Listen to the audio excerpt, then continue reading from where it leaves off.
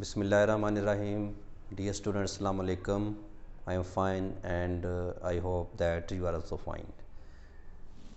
Student, in this lecture we discuss lecture number 4, exercise 1.1, mathematics second year, unit number 1, question number 4. आज के इस lecture में हम पढ़ेंगे क्वेश्चन नंबर 4 में जो पूछा गया है कि हमें कुछ फंक्शन गिवन है, उनकी डोमेन क्या होगी, रेंज क्या होगी और उनका ग्राफ कैसे हम ड्रा करेंगे। क्वेश्चन को डिस्कस करने से पहले कुछ पॉइंट्स जो है वो हम डिस्कस कर लेते हैं जो डोमेन और रेंज के अबाउट है कि डोमेन क्या होती है, रेंज क्या होती है। Suppose that f be a function from x to y, element of x are called domain and element of y are called range.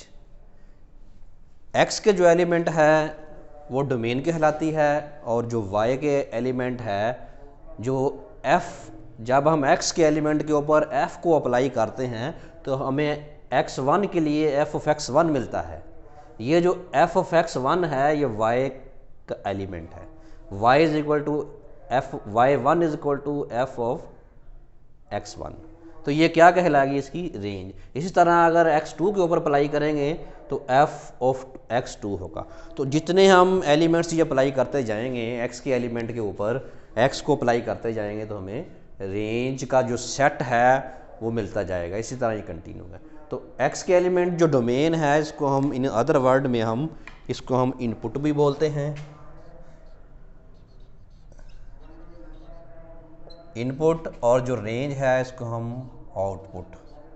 Output भी बोलते हैं।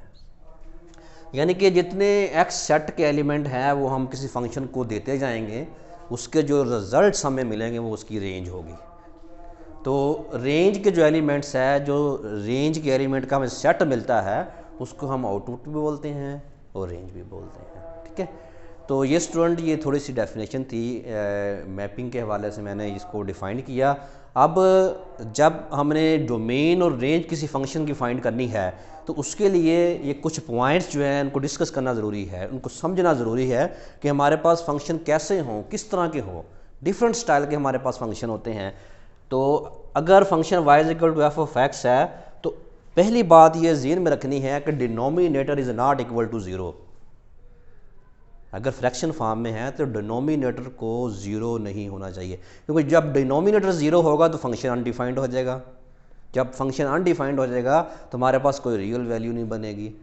तो इसकी डोमेन रियल है तो रेंज भी रियल है। डोमेन हमने रियल देनी है number, real set of real number देना है, तो हमें रेंज जो है उसकी जो आउटपुट मिलेगी वो भी सेट ऑफ रियल नंबर ही होगी। तो इसलिए डिनोमिनेटर जो है वो ज़ीरो के इक्वल नहीं होना चाहिए, पहली बात ये। दूसरी बात कि अगर हमारे पास एक्सप्रेशन ऐसा है रेडिकल फॉर्म में है, अगर रेडिकल फॉर्म में है तो उसका जो एक्सप्रेशन है उसको greater than equal to zero रखेंगे। उससे जो वैल्यूज़ मिलेगी हमें वो हमारी क्या होगी, वो हम उसको चेक करेंगे डोमेन के लिए फिर कि वो एक्सक्लूड करती है या इंक्लूड करती है, उसको देखेंगे। अगर हमारे पास यही रेडिकल एक्सप्रेशन इस फॉर्म में आ जाता है डिनोमिनेटर फॉर्म में, फिर इक्वल ग्रेटर देन ज़ीरो होगा, नॉट इक्वल टू ज़ीरो, क्योंकि हम ऊपर ये डिस्कस कर चुके हैं कि डिनोमिनेटर इक्वल टू ज़ीरो नहीं होना चाहिए। ये इस कंडीशन को हम बोलते हैं स्ट्रिक्टली।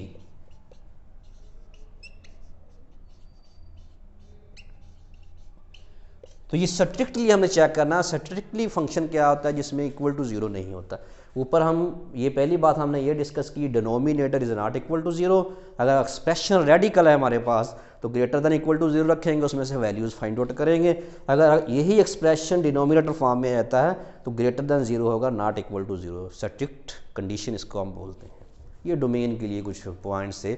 जब हमने रेंज फाइंड करनी है उसी फंक्शन की तो y is equal to f of x अगर हमारे पास फंक्शन है तो रियल फंक्शन है ये इसकी आउटपुट है। जैसे हमने यहाँ पे ये इनपुट थी, हमने x1 दिया तो आउटपुट क्या मिला एफ ऑफ x1। इसी तरह ये एक जनरल फॉर्म में हमने इसको लिख लिया तो इसको आउटपुट बोलेंगे। Put y is equal to f of x, express x as a function of y।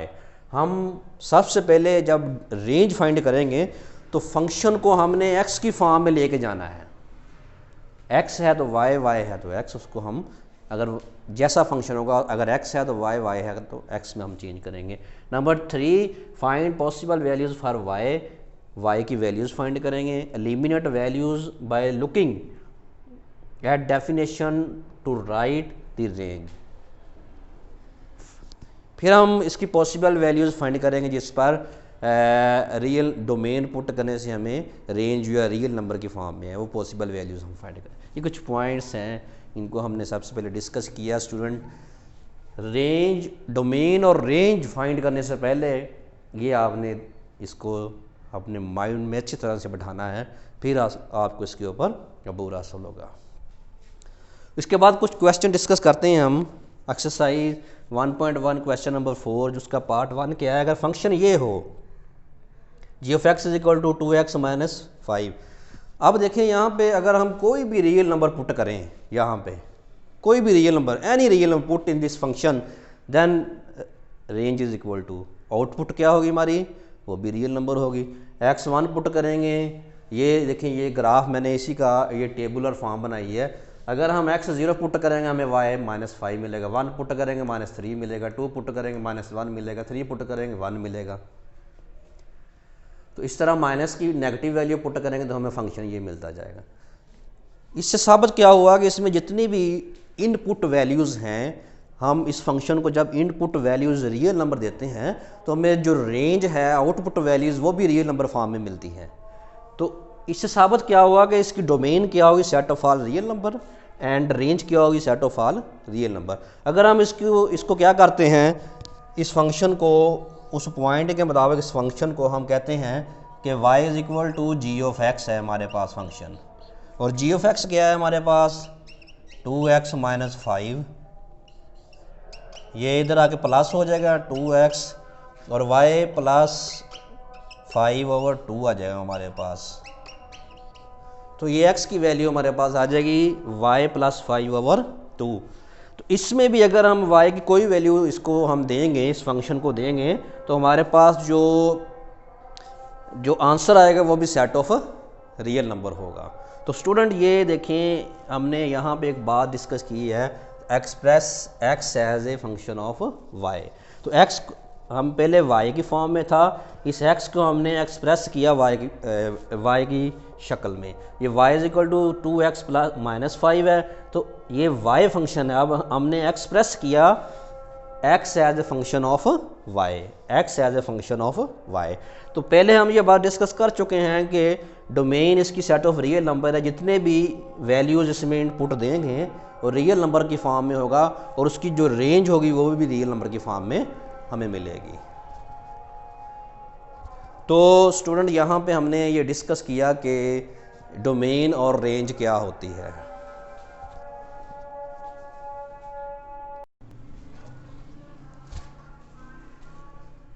Student हमने जो क्वेश्चन हमारे पास था नंबर 4, उसका पार्ट हमने यहाँ पे कंप्लीट किया कि इसकी डोमेन क्या है, रेंज क्या है।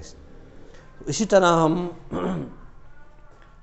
क्वेश्चन नंबर 1 के पार्ट 2 की तरफ चलते हैं। अगर हमारे पास फंक्शन रेडिकल एक्सप्रेशन में हो, तो रेडिकल एक्सप्रेशन के लिए हमने क्या रूल पढ़ा था, तो > 0 रखेंगे, वहाँ से वैल्यूज़ फाइंड आउट करेंगे। तो यहाँ पे हमारे पास जो वैल्यू बनी है +-2, तो इसकी डोमेन क्या होगी कि अगर हम इसमें से +-2 जो है वो निकाल देंगे, ओपन इंटरवल की फॉर्म में रखेंगे, लेकिन जो इसके अंदर इंक्लूडेड वैल्यूज़ हैं वो भी हमने चेक करनी है। तो उसके लिए मैंने टेबल ड्रा किया है, वहाँ से हम चेक करेंगे कि इसके अंदर जो इंक्लूडेड वैल्यू वो क्या है। तो ये हमारी क्या होगी, डोमेन होगी कि domain of g(x) = r - real number में से ये 2 और -2 वैल्यूज जो है हम यहाँ पे, we can not put -2 because g(x) become imaginary in this interval. अगर हम इस इंटरवल के जो अंदर वाली वैल्यूज़ को चेक करेंगे तो वो वैल्यूज़ हमने यहाँ से निकालनी, क्योंकि उन वैल्यूज़ पे हमारा जो फंक्शन है वो क्या हो जाता है, इमेजिनरी फॉर्म बन जाती है। जैसे ये टेबल में मैंने लगाया, अगर 0 पुट करें तो हमारे पास इमेजिनरी फॉर्म आ जाती है, एयोटा की फॉर्म में चला जाता है फंक्शन। इस तरह अगर 1 पुट करें तो वो भी इमेजिनरी फॉर्म बन जाती है, एयोटा की फॉर्म में चला जाता है। इस तरह अगर -1 पुट करें तो वो भी एयोटा की फॉर्म में चला जाता है, तो उनको हम इमेजिनरी फंक्शन कहते हैं। तो स्टूडेंट हमारा इमेजिनरी फंक्शन नहीं बनना चाहिए, एयोटा की फॉर्म में फंक्शन नहीं जाना चाहिए। वो वैल्यूज़ हम वहाँ से एक्सक्लूड कर देते हैं जिससे फंक्शन हमारा इमेजिनरी हो जाए या एयोटा की फॉर्म में चला जाए। अगर हमारा फंक्शन ऐसा है, रेडिकल एक्सप्रेशन है और नोमिनेटर फॉर्म में है, डिनोमिनेटर फॉर्म में नहीं है, तो रेंज के लिए हमने क्या पॉइंट लिखा था कि इसको पहले हम चेंज करेंगे x की फॉर्म में, y is equal to g of x square -4 under root squaring both sides. Squaring लेने के बाद ये -4 इधर आकर प्लस हो जाएगा और एक्स स्क्वायर हमारे पास क्या आ गया, एक्स स्क्वायर हमारे पास है y square plus 4, y square plus 4 under root is equal to x. हमने x को y की फॉर्म में लिख दिया, तो इसकी रेंज क्या होगी? रेंज के लिए ये मैंने एक रियल लाइन ड्रा की है, इसको हमने टेबुलर फॉर्म में इसको चेक किया है। अगर 0 पुट करें तो इमेजिनरी देता है ये फंक्शन, -1 पे इमेजिनरी होता है, एयोटा की फॉर्म में होता है। ये अगर आप इसमें पुट करना चाहें तो पुट करके देख लें, 1 पुट करें तो -3, अगर x की वैल्यू हम 1 पुट करें तो फंक्शन हमारे पास g ऑफ x जो है वो आ जाएगा -3 अंडर रूट या 3 अंडर रूट एयोटा। तो इस फंक्शन को हम रियल वैल्यू में शामिल नहीं करेंगे, ये कम्प्लेक्स नंबर में चला जाएगा, कम्प्लेक्स वैल्यूज़ में चला जाएगा। तो यहाँ पे हमारा क्वेश्चन ये है कि डोमेन रियल है तो रेंज भी रियल होनी चाहिए। वो वैल्यूज़ जो इसको कम्प्लेक्स की फॉर्म में चेंज करती है या नेगेटिव अंडर रूट के अंदर नेगेटिव फॉर्म में आ जाएंगी, वो हम वैल्यू एक्सक्लूड कर देंगे, उसके अलावा हमारी रेंज होगी।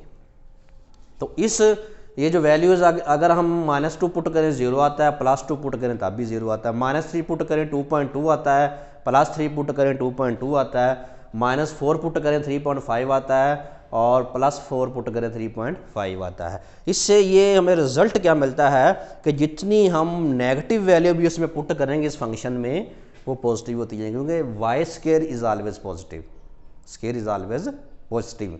ये स्क्वायर इसकी वैल्यू पॉजिटिव आनी है तो हमारे सारे आंसर्स भी क्या आने हैं, पॉजिटिव आने हैं। 0 से इन्फिनिटी तक हमारे जो है वो सारे के सारे आंसर जो है वो हमें मिलेंगे, इसलिए फिर हम उसको हम रेंज कह देंगे। तो अगर इसमें हम -2 पुट करेंगे 0 आ जाएगा, ये सारे रियल नंबर चलते जाएंगे इन्फिनिटी तक, ये भी चलते जाएंगे इन्फिनिटी तक, लेकिन इसमें कोई नेगेटिव नंबर नहीं होगा, सारे नंबर जो है पॉजिटिव होंगे। तो इसलिए फिर हमने कह दिया कि 0 से इन्फिनिटी तक इसकी क्या है, रेंज है। यहाँ पे 0 क्लोज है, क्लोज मीन कि 0 इसमें शामिल है, 0 पे हमें कोई रिजल्ट मिलेगा इसके x की वैल्यू के लिए, क्योंकि 0 जब इसमें शामिल करेंगे, 0 कब मिलेगा, जब हम ये -2 पुट करेंगे। इसमें -2 पुट करते हैं तो हमें 0 मिलता है, इसलिए हमने रेंज में 0 को शामिल किया है, क्योंकि रेंज हमने यही कहा कि ये आउटपुट हैं, ये आउटपुट वैल्यूज़ होती हैं कि फंक्शन में जब हम वैल्यूज़ पुट करते हैं जो हमें आउटपुट मिलती हैं वो रेंज में आनी है। तो जब हम -2 पुट करते हैं तो 0 मिलता है, इसका मतलब ये रेंज में शामिल है।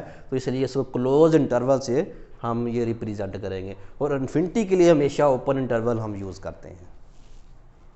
तो इसके लिए ये मैंने ग्राफ ड्रा किया x डैश y डैश। इसमें मैंने ये 2, अगर x 2 है तो उसके लिए ये हमारा g है वो क्या आ जाएगा, 0। उसके लिए लाइन लगाई, ये एक पॉइंट लगाया। फिर इसी तरह -2 के लिए हमने ये लगाया, -2 है तो ये 0। फिर इस तरह 3 है, ये x 3 है, ये 3 पॉइंट है हमारे पास, ये 2 है और ये 1 है, ये -1 है, ये -2 है और ये -3 है। तो उसके लिए ये पॉइंट हमने इसको इन दो पॉइंट्स को मिला के इस तरह ये एक लाइन की शक्ल में रिप्रेजेंट किया, और इस तरह अगले पॉइंट में अगर पुट करें तो इस तरह चलता जाएगा। तो ये जो फंक्शन है x² - 4 under root g of x, ये उसका ग्राफ इस टाइप का हमें मिलेगा। तो ये क्वेश्चन जो था, ये क्वेश्चन नंबर 1 जो था, 4 जो था उसका पार्ट नंबर 2 था। तो ग्राफ स्टूडेंट, अब आपको ग्राफ जो है वो बनाना आ गया है।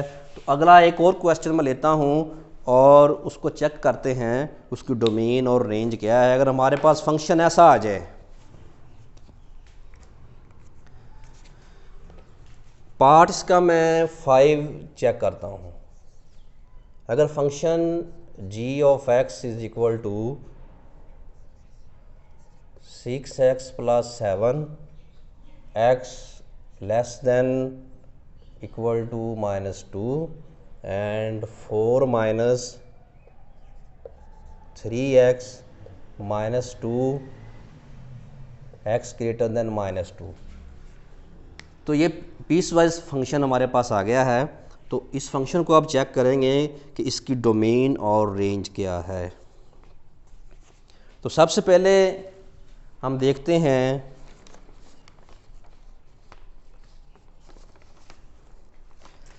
ये दो फंक्शन है हमारे पास।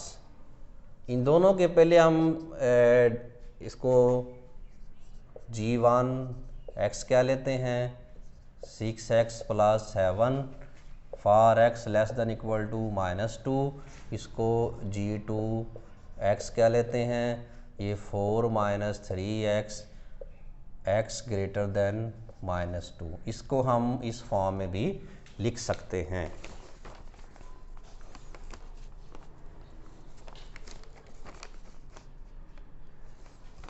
इसके लिए g1 के लिए हम टेबल उसकी डोमेन जो है वो देखते हैं क्या है। फॉर g1 ऑफ x इसकी डोमेन क्या होगी और रेंज हमें कैसी मिलती है। इसके टेबुलर फॉर्म इसकी बनाते हैं। टेबुलर फॉर्म से हमें रिज़ल्ट जो है वो क्या मिलता है वो चेक करते हैं। ये x है और ये g ऑफ x है।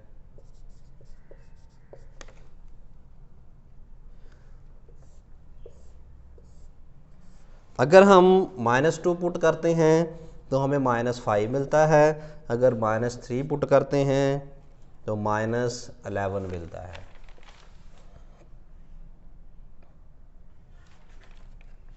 ये देखिए, अगर इसमें -2 पुट करें तो ये -12 उसमें से +5, -12 + 5 कितना आ जाएगा, -5। तो इस तरह इसमें अगर हम पुट करते हैं, इसी फंक्शन की अभी हम बात करें g1 फंक्शन की, तो -11 मिलेगा। -3 पुट करेंगे -11 मिलेगा। इसी तरह -4 पुट करेंगे तो -17 मिलेगा हमें। और अगर हम -5 पुट करेंगे तो -23 मिलेगा। इसी तरह ये हम इसको चेक कर सकते हैं। तो फॉर g2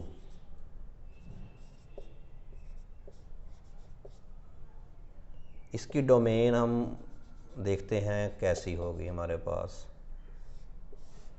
इसका भी हम टेबल बना लेते हैं यहाँ पे।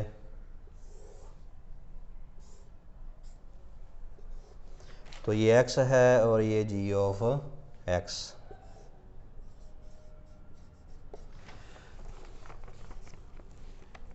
-1 के लिए 7 और 0 के लिए 4, 1 के लिए 1 आएगी वैल्यू, और 2 के लिए +2 के लिए -2, और 3 के लिए ये -5, और 4 के लिए -8।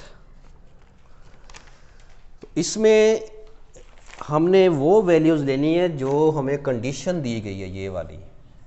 इन कंडीशन के मुताबिक, क्योंकि x less than equal to -2 है, तो इट्स मीन कि -2, -1, 0, इस तरह ये इससे पीछे जितनी भी वैल्यूज़ हम सारी चेक कर सकते हैं। तो इसी तरह इसकी डोमेन जो है, ये इसके मुताबिक ये जो डोमेन दी हुई है हमें, ये कंडीशन इसको डोमेन कहते हैं। इस तरह ये भी कंडीशन डोमेन है। इससे जो हमें रिज़ल्ट मिलते हैं वो कंटिन्यू है, वो चलते जा रहे हैं रिज़ल्ट हमें जो मिलेंगे। इसका मतलब ये हुआ कि ये इसकी डोमेन जो है वो -∞ से +∞ तक है। तो इसको हम ऐसे भी रिप्रेजेंट कर सकते हैं।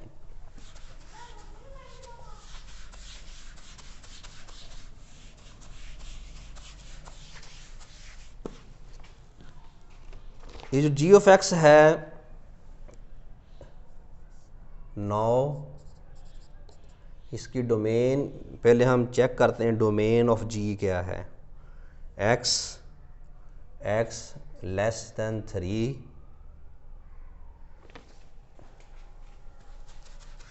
x हमारे पास क्या है, ये लेस देन -2 है। तो इसकी डोमेन क्या होगी, domain of g of x is equal to minus infinity से प्लस इन्फिनिटी, और इसकी रेंज क्या होगी, range of g of x वो भी माइनस इन्फिनिटी से प्लस इन्फिनिटी। क्योंकि ये दोनों फंक्शन हमने देखे हैं, दोनों में हमने चेक किया है कि इसकी जो वैल्यूज़ है एक्स के लिए, g1 के लिए और g2 के लिए हमारी कैसी वैल्यूज़ मिल रही है, दोनों को कंबाइन करेंगे उनकी डोमेन और रेंज जो है वो माइनस इन्फिनिटी से प्लस इन्फिनिटी के बिटवीन ही रहेगी। इन्फिनिटी के लिए हम ओपन इंटरवल यहाँ पे इस्तेमाल करते हैं।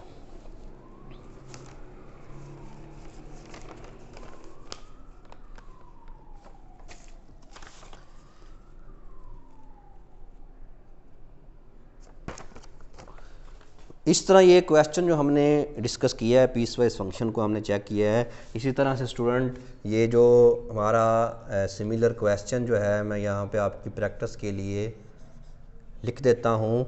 इस क्वेश्चन का पार्ट 3 पार्ट, उसके बाद 6 पार्ट, उसके बाद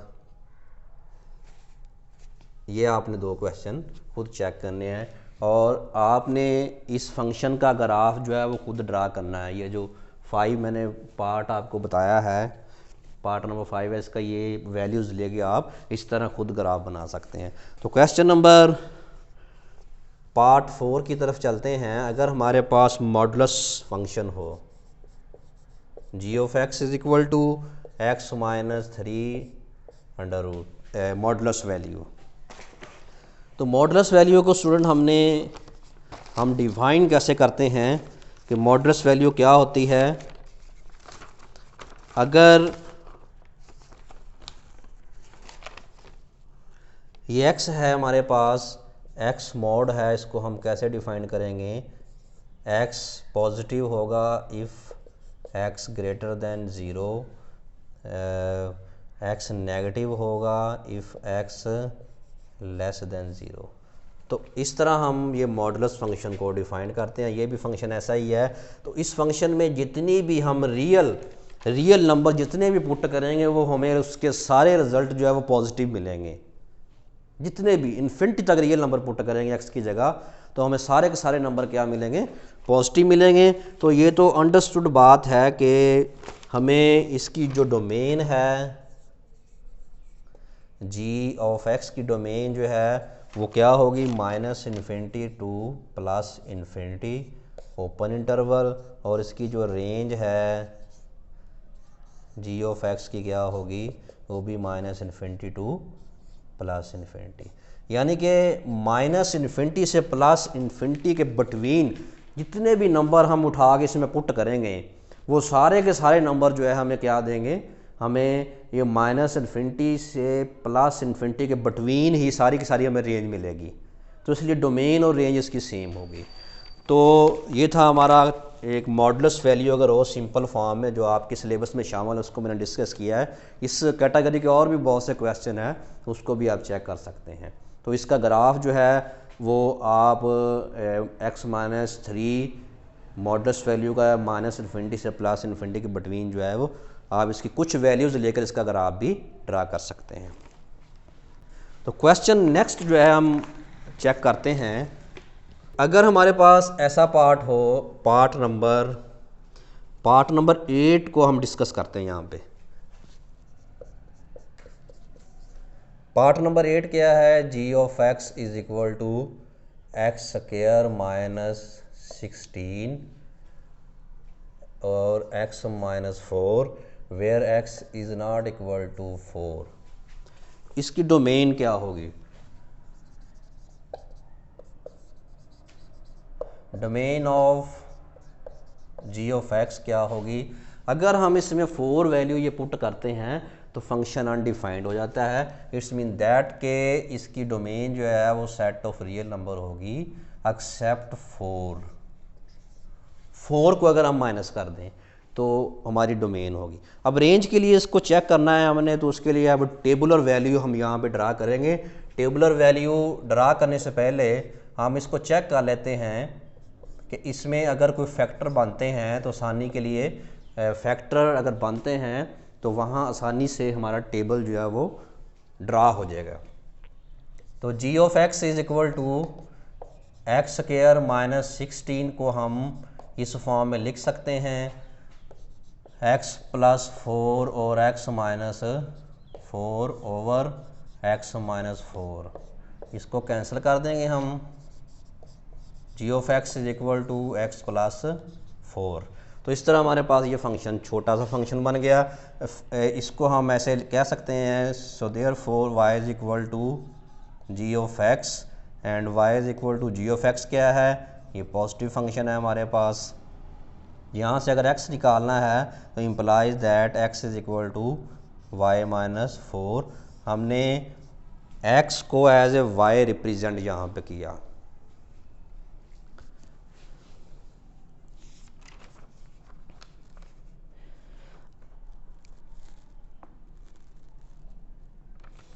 तो एक बात यहाँ पे अब हम देखना चाहते हैं कि अगर हम इसका टेबल ड्रा करें, टेबल और वैल्यू अगर हम यहाँ पे बनाएं तो वहाँ से हमें एग्जैक्टली पता चलेगा इसकी रेंज क्या है।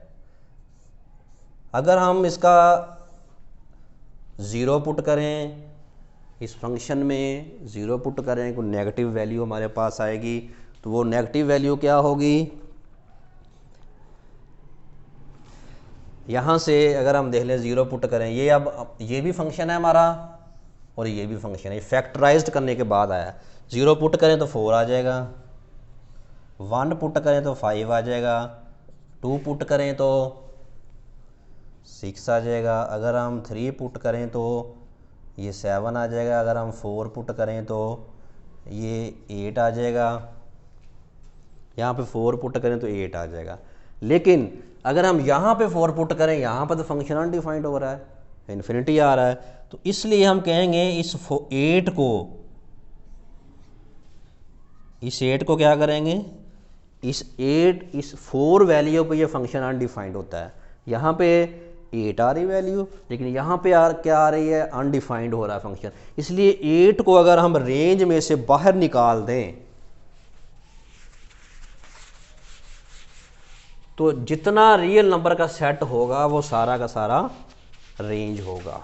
तो इसकी रेंज फिर हम इन वैल्यूज से हम रेंज को चेक करेंगे। Range of g of x is equal to set of real number -8। ये -8 क्यों बाहर निकाला, क्योंकि जब हम इस फंक्शन में वैल्यू पुट करते हैं तो +8 आता है, लेकिन 4 पे वैल्यू जो अनडिफाइंड होती है। तो इस तरह ये -1 -2 -3 -4, इसी तरह -1 इसमें पुट करें तो कितना आ जाएगा, +3, -2 पुट करें तो +2, -3 पुट करें तो 1, -4 पुट करें तो क्या आ जाएगा, 0।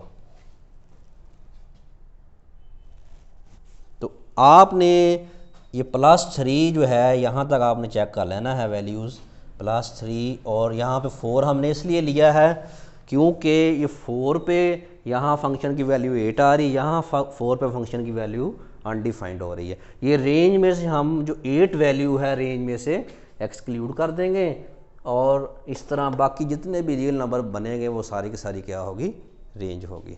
तो इसका ग्राफ जो है वो आपकी प्रैक्टिस के लिए मैं छोड़ रहा हूँ। ये ग्राफ आपने खुद बनाना है फॉर योर प्रैक्टिस।